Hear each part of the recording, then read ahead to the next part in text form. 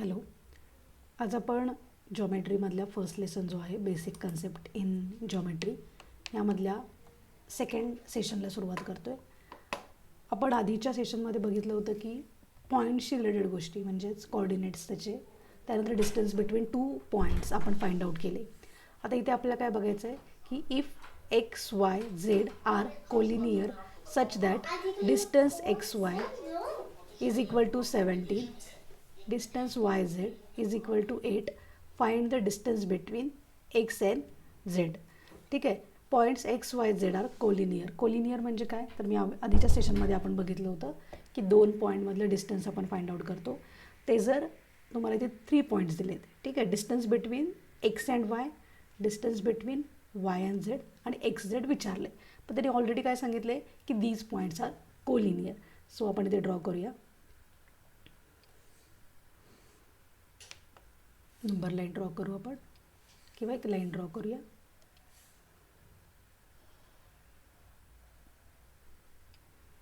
ठीक आहे. आता यामध्ये एक्स वाय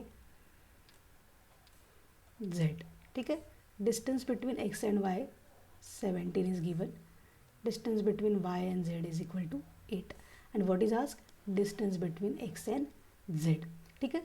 आता तुम्हाला बघूनच लक्षात येईल की आपण काय म्हणणार इथे, since points X Y Z are collinear, therefore distance between x z is equal to distance between x y plus distance between y z. Okay.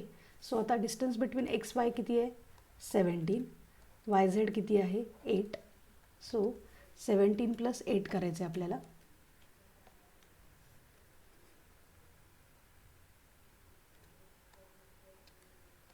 Twenty 25.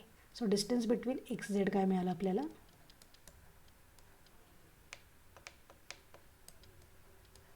Is equal to 25.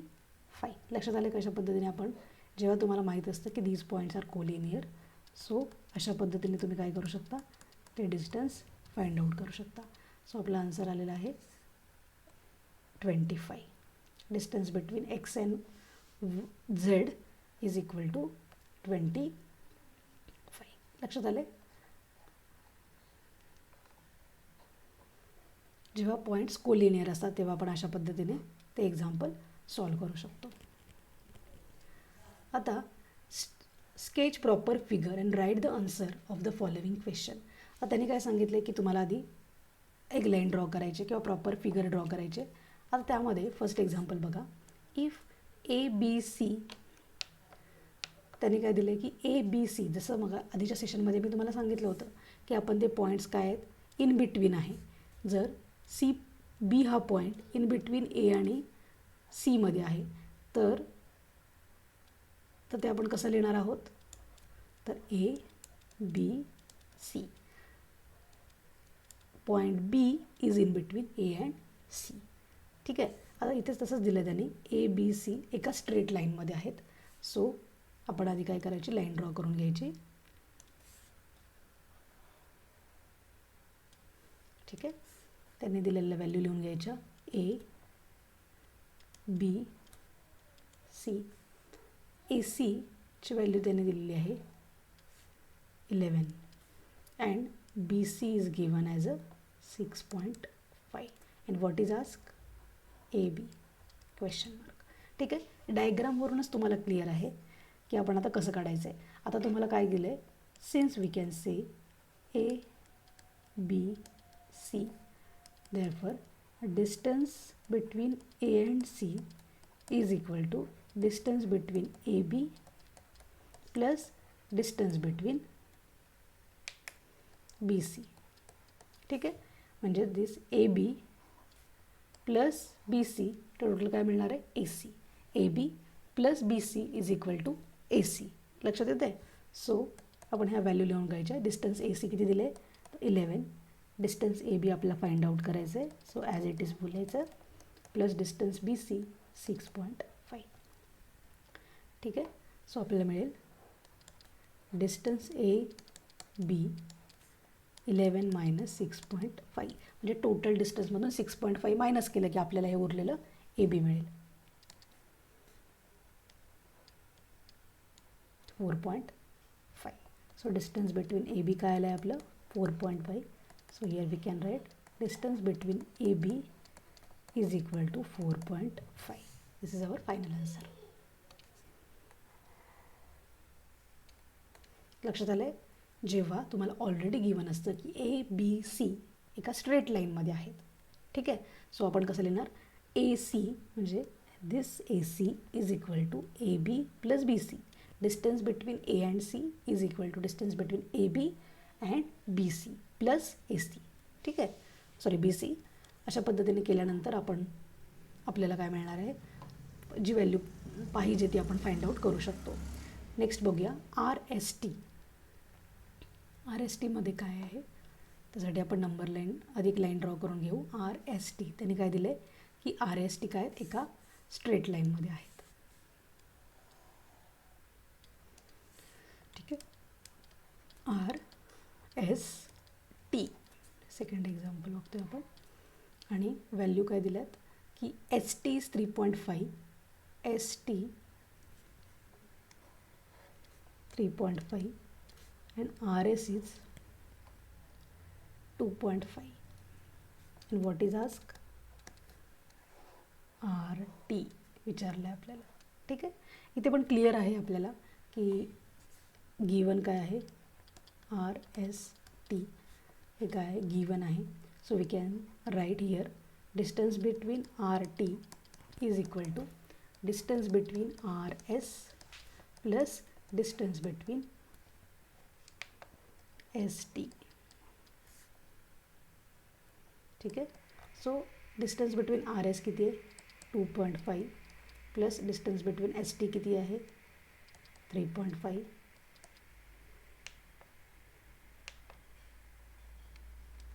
So 2.5 plus 3.5 6. Okay.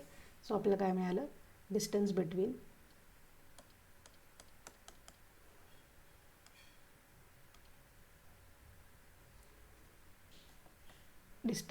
R T मिळालेला आहे 6. Therefore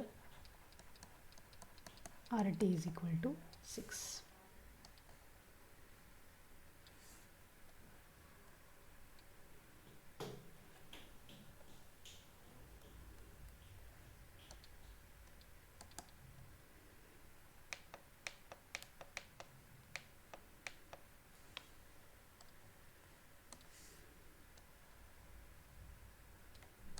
okay.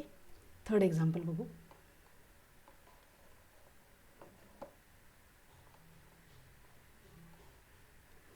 X Y Z. आता यामध्ये बघा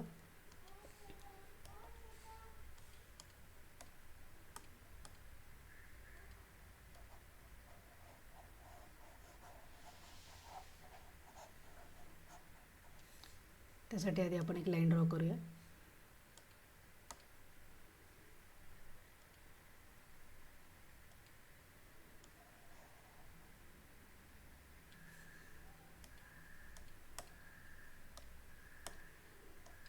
ठीक आहे. समजा मी इथे नाव दिलं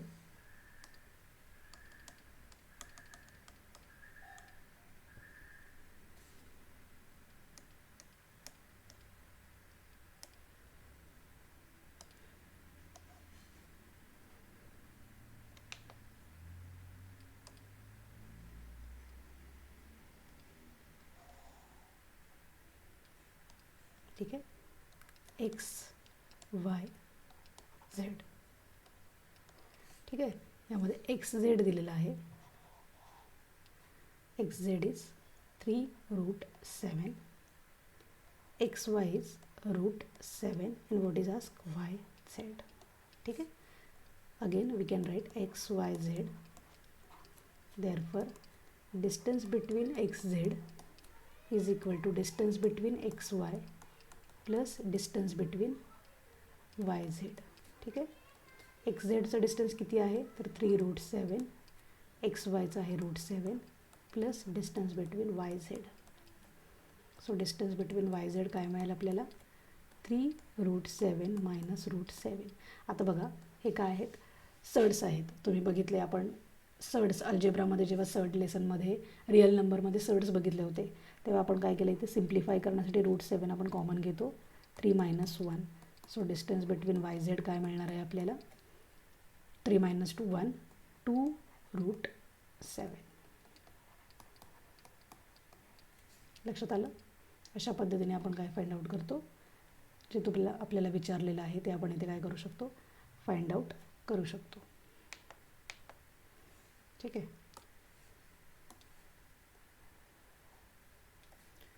अशा पद्धतीने आपण इथे वाय झेडची व्हॅल्यू फाइंड आउट केली.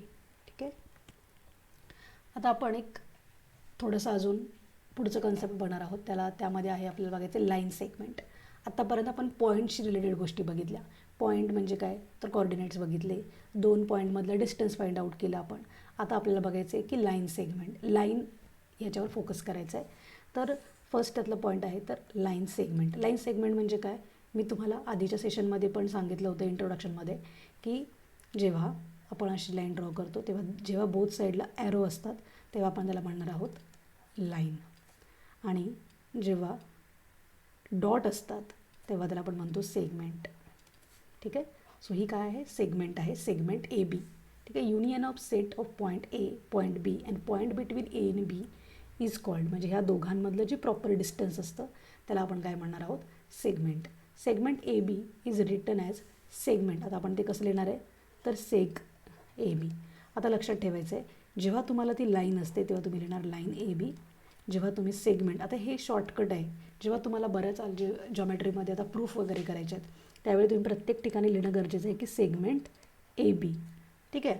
आणि जर आता ए आणि बी, ए बी सेगमेंट आहे आणि पी क्यू सेगमेंट आहे, दोघांचं मेजरमेंट सेम आहे, तेव्हा आपण काय म्हणणार आहे की सेगमेंट काय आहेत, कॉन्ग्रुएंट आहेत. Segment A B is equal to segment P Q. लक्षात येते. इथे बघा segment A B means segment B A. म्हणजेच काय तर आता इथे जेव्हा ए बी लिहिले तेव्हा त्याला आपण बी ए पण म्हणू शकतो, बरोबर.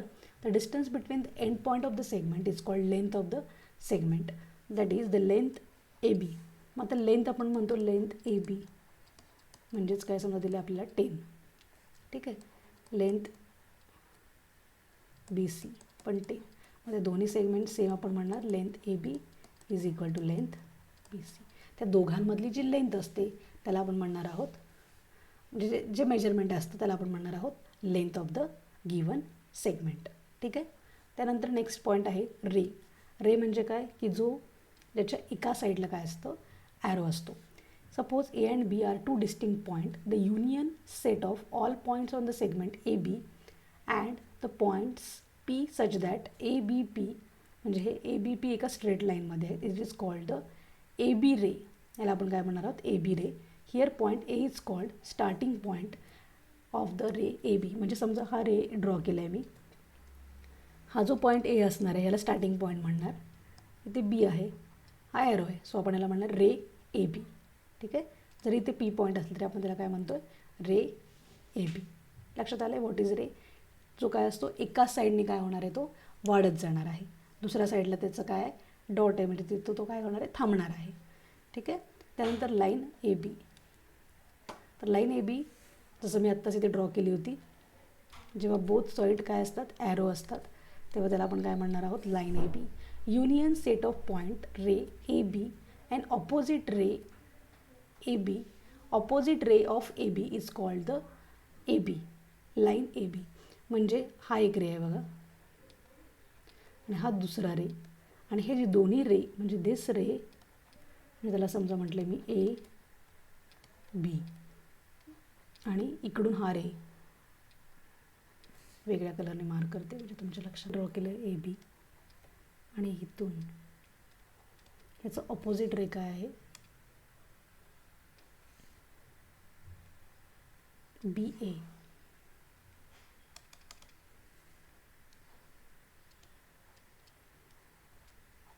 बरोबर.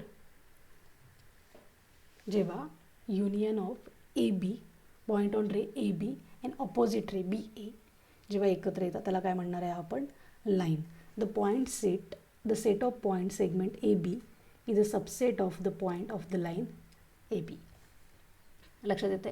त्यानंतर कॉन्ग्रुएंट सेगमेंट. कॉन्ग्रुएंट म्हणजे सेम, जसं मी ऑलरेडी आपण बघितले. कॉन्ग्रुएंटचं मिनिंग काय? Exactly same. आता त्याच्या प्रॉपर्टीज पण बघणार आहोत आपण काही. रिफ्लेक्सिव्हिटी ही फर्स्ट प्रॉपर्टी आहे. Segment A B congruent segment A B. Symmetry segment A B congruent segment C D. Then segment C D congruent segment A B.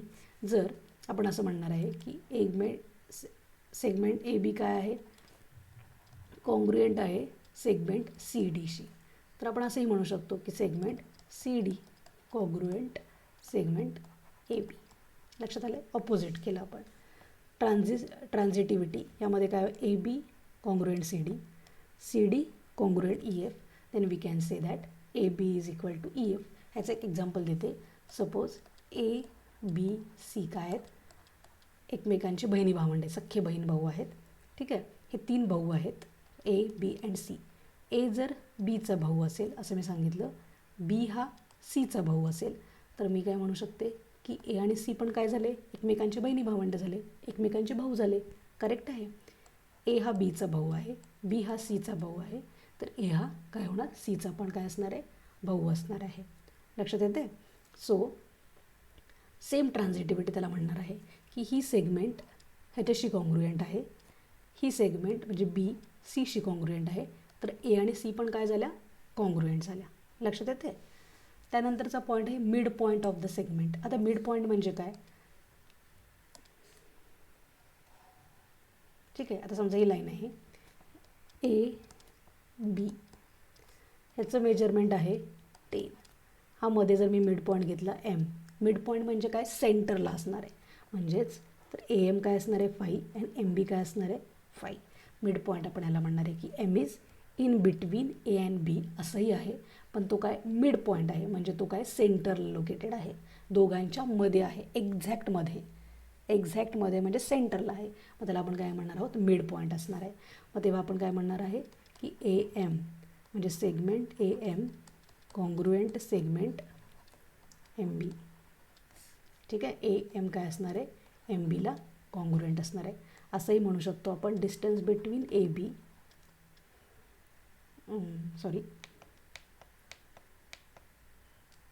A M जे असणार आहे हे काय असणार आहे?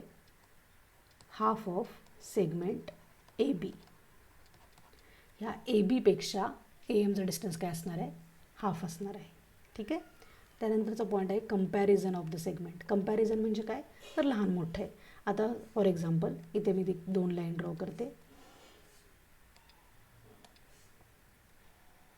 ही एक लाईन ड्रॉ केली मी, ही एक लाईन ड्रॉ केली.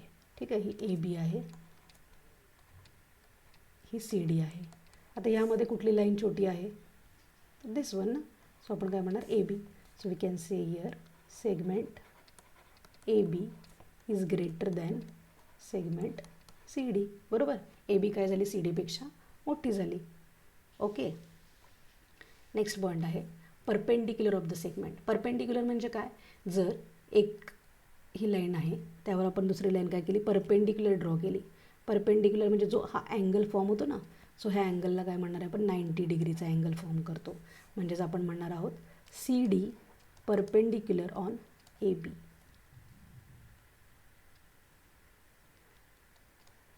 ठीक आहे. ही परपेंडिक्युलर ड्रॉ केली ए बीवर. A B perpendicular on C D असंही म्हणू शकतो आपण. आता यामध्ये एक्झाम्पल दिलं आहे. If the lines containing 2 segment 2 rays of a or the ray and the segment are perpendicular to each other, then the 2 segments the 2 rays or the segment and the ray are set to be perpendicular to each other. आता ही segment आहे आणि ही line आहे, तर काय केलं? ए B perpendicular आहे बघा. सेगमेंट ए बी, कारण ही सेगमेंट आहे A B perpendicular on line C D, आणि ही लाईन आहे त्या लाईनवरती काय? परपेंडिक्युलर आहे. सो हिअर काय आपण म्हटलं? Segment A B perpendicular on the ray C D. C डीवर काय आहे? परपेंडिक्युलर 90 डिग्री फॉर्म केलेली असते, अशा पद्धतीची लाईन असते. ठीक आहे. आपण याला काय म्हणणार? परपेंडिक्युलर आहे. तर डिस्टन्स जर तुम्हाला हाईट मेजर करायची असेल तर ते परपेंडिक्युलर जर असेल तरच आपण काय करू शकतो? हाईट मेजर करू शकतो. लक्षात येते, त्याला आपण म्हणतो परपेंडिक्युलर. ओके, आणि त्याचं सिम्बॉल हे आहे, उलटा टी काढतो आपण, ह्याला म्हणणार आहे आपण परपेंडिक्युलर. लक्षात येते.